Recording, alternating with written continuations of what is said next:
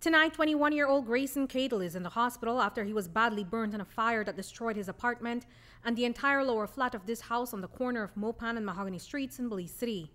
Cadle, we understand, received significant burns to more than 50% of his body, so he had to do surgery. He's listed in a serious but stable condition.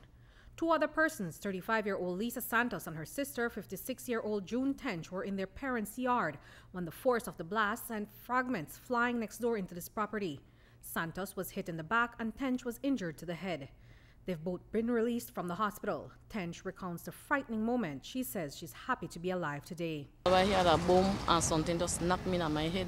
When I lift up my head, like things just dropped down on me.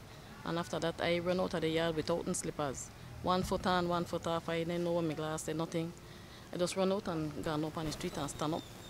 And then when I look back, I just see the house, the fire inside of the house downstairs, just up on this side, to where we made sit down.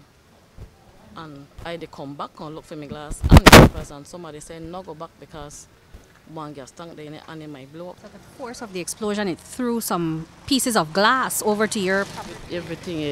Everything. I'm glad to be alive, I must say that. I'm glad to be alive because it could have been worse.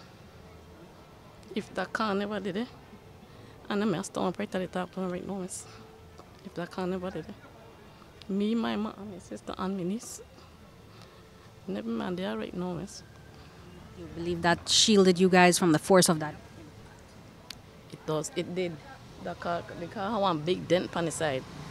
The glass then broke out. The impact of that explosion was caught on a surveillance camera across the street. A man was riding his bike when pieces of this gate and a house door went flying across the street.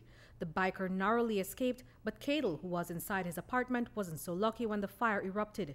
It burnt out the entire lower flat and some flames extended upstairs and scorched the walls and roof.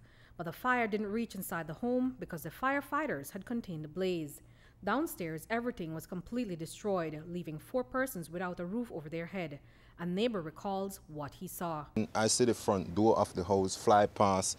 Same time, basically, a man made a pass going across at the Chinese shop. I don't know what happened to him, or I don't know if he okay or not.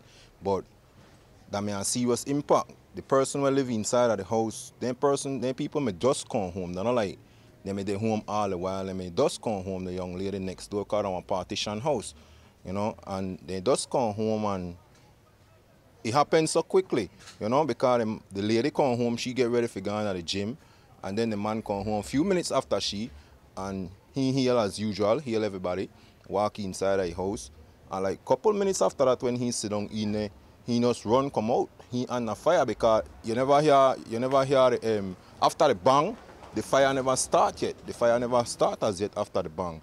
He run come out and he ask for help. Half I hear me on fire, he got on long trousers. According to fire officials, sometime after 4 on Monday evening, there was a gas leak in this apartment where one woman, Luisa Enriquez, lived alone. Her neighbor Cadle lived in this second apartment on the lower flat. According to the fire service, the butane leak in Enriquez's apartment may have built up over time and was contained inside the structure since the butane tank was inside the apartment. When a fire source was lit inside Cadle's apartment, reportedly a stove, it ignited the fuel and the explosion went off.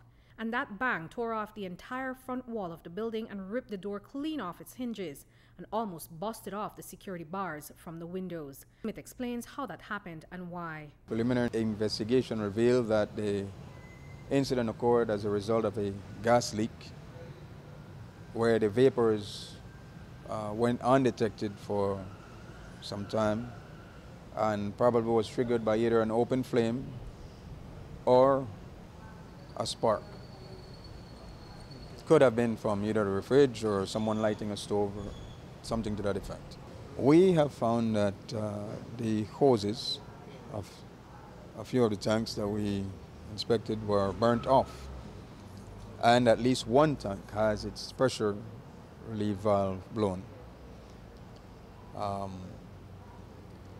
Based on the extent of damage, it is believed that the apartment on the east side was where the leak occurred, and it was triggered by a source of ignition on the second apartment on the west. Sir, the Butane tank itself, was that inside the apartment or outside? All tanks were inside the apartment. When you have a leak from a butane tank, you'll have because of the characteristics of the gas, it is heavier than air. And in an enclosed structure, it won't dissipate. So it just accumulates.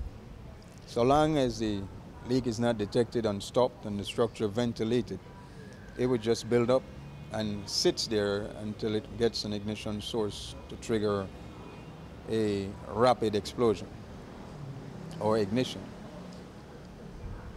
If it goes undetected for considerable time to allow the gas to build up to the point where when an ignition source is triggered, the pressure that builds up in there, it creates considerable damage. It will tear down partition walls, it will knock out windows, and if walls are not properly structured, it will tear those down as well.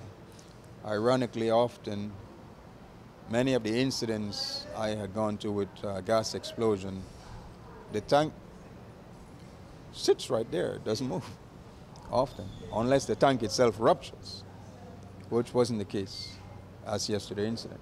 Owner of the apartment where the gas leak reportedly happened, Luisa Enriquez, says that she had just left her apartment about 5 or 10 minutes before the blaze, but she didn't smell butane inside her home. We asked her if her tank was leaking. Pues no pienso que no, porque todos modos ayer ni usé mi estufa yo ni mi tanque, estaba cerrado. ¿Y no olía gas, nada así entre su casa, no? No. Reporting for News 5, I'm Andrea Polanco.